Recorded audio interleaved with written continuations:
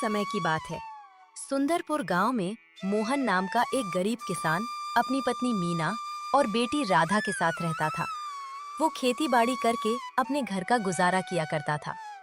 बरसात और ठंड में उनका गुजारा खेती से तो हो जाता था, लेकिन गर्मी में बारिश न होने के कारण और पर्याप्त मात्रा में सिंचाई न होने के कारण फसल अच्छी नहीं होती थी, जिसके कारण उन्हें घर चलाना मुश्किल हो जाता था। गांव के बहुत सारे लोग गर्मी में शहर की ओर काम करने जाते थे। कोई मजदूरी करता, कोई ठेला लगाता, तो कोई दुकानों में काम किया करता था, जिससे उनके घर का गुजारा आसानी से हो जाता था।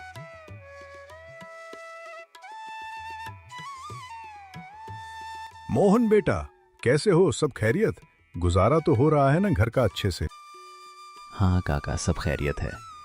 बस वही शहर जाकर कुछ काम करने के बारे में सोच रहा था। समझ नहीं आ रहा है कहाँ जाऊं, क्या काम करूं।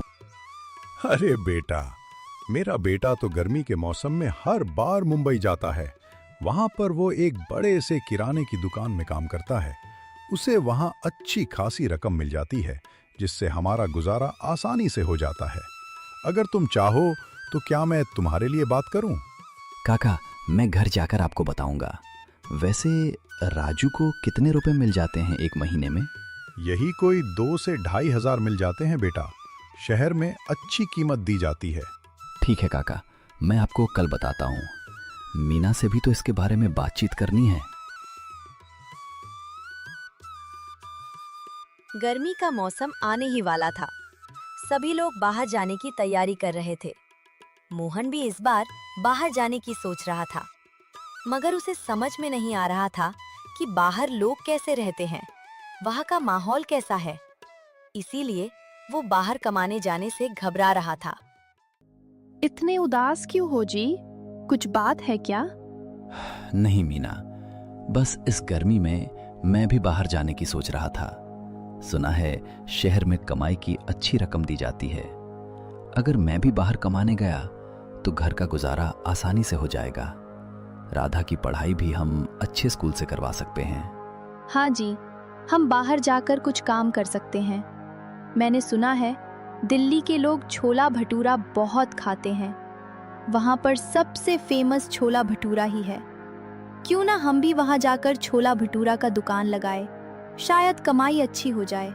बात तो तुम सही कह रही हो मीना, लेकिन बाहर सिर्फ मैं जाऊंगा। राधा का भी तो ध्यान रखना है, उसकी पढ़ाई भी तो है। हमारे पास इतने पैसे नहीं हैं कि हम उसे शहर में पढ़ा सके। ठीक है जी, आप दिल्ली जाइएगा और छोले भटूरे की दुकान लगाइएगा। मैं भगवान से दुआ करूंगी कि हमारा भी काम अच्छे से हो सके। गर्मी आते ही मोहन अपना सामान लेकर शहर की ओर चल पड़ता है। कुछ ही दिनों में मोहन वहाँ पर एक अच्छी जगह देखकर अपने छोले भटूरे की दुकान लगाता है। आओ आओ, इधर आओ, छोले भटूरे खा लो। 50 रुपए की फुल प्लेट छोले भटूरे खा लो। गांव के स्वाद से भरपूर छोले भटूरे वाला। जल्दी आओ, छोले भटूरे खाओ, जल्दी आओ। 50 रुपए के एक प्लेट छोले भटूरे। 50 रुपए के एक प्लेट छोले भटूरे। इस तरह से मोहन दिल्ली शहर में अपने छोले भटूरे को बेचने लगता है। मोहन की आवाज सुनकर आसपास के लोग उसकी दुकान की ओर आते हैं। कितने के हैं एक प्लेट छोले भटूरे? ज्यादा नहीं सर, मात्र 50 रुपए के एक प्लेट पूरे हैं। एक प्लेट में 2 बड़े बड़े भटूरे और आप जितना खा सको उतने छोले। अच्छा, ठीक है। मेरे लिए एक प्लेट लगा दो। बहुत दिन हो गए दिल्ली के छोले भटूरे खाते हुए।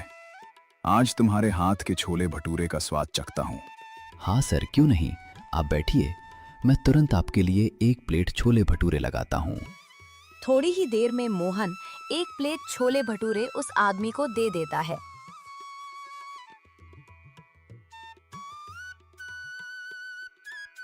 वाह, आय हाय हाय हाय, क्या स्वाद है, मजा आ गया। इतना अच्छा छोला भटूरा तो पूरे दिल्ली में कहीं नहीं मिलता। तुम्हारे हाथ में तो जादू है। 5 प्लेट पैक कर दो। आज मैं इस छोले भटूरे को अपने घर वालों को भी खिलाऊंगा। सब बहुत खुश हो जाएंगे। हाँ सर, क्यों नहीं, अभी मैं आपके 5 प्लेट छोले भटूरे पैक कर देता हूँ।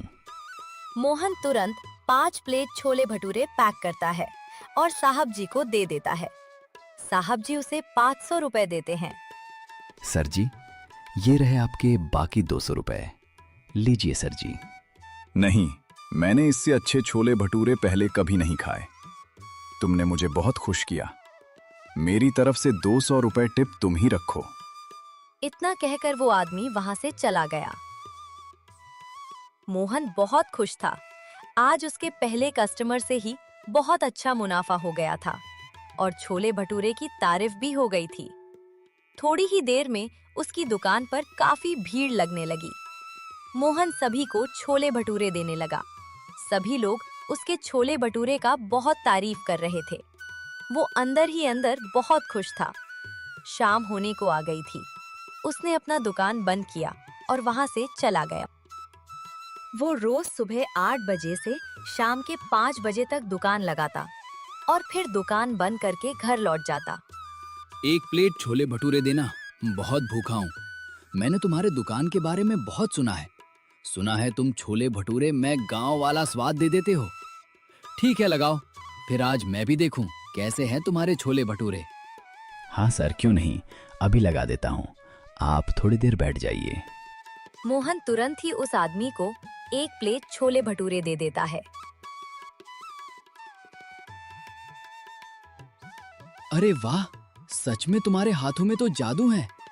इतना अच्छा और स्वादिष्ट छोले भटूरे मैंने पहले कभी नहीं खाए। तुम अपना एक रेस्टोरेंट क्यों नहीं खोल लेते?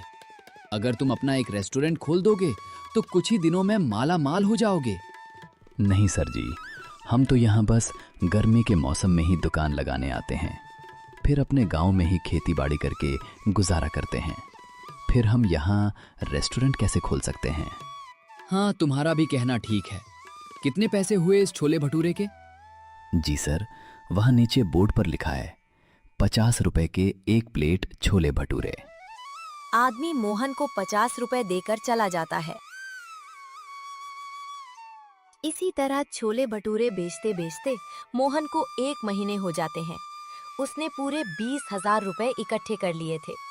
अगले ही दिन वो सारे पैसे घर भिजवा देता है। कुछ ही दिनों में सारे पैसे उसके घर पहुंच जाते हैं। अरे वाह, सच में बाहर जाकर कमाने से कमाई तो अच्छी खासी हो जाती है।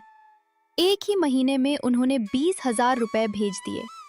अब हमारा गुजारा आसानी से हो जाएगा। मीना की सारी बातें श्याम उसकी खिड़की से सुन रहा था। वो ये सुनकर चौंक गया। क्या? 1 ही महीने में 20,000 रुपए? इतनी बड़ी रकम? अब मुझे पता करना पड़ेगा कि मोहन कौन सा शहर गया है काम करने।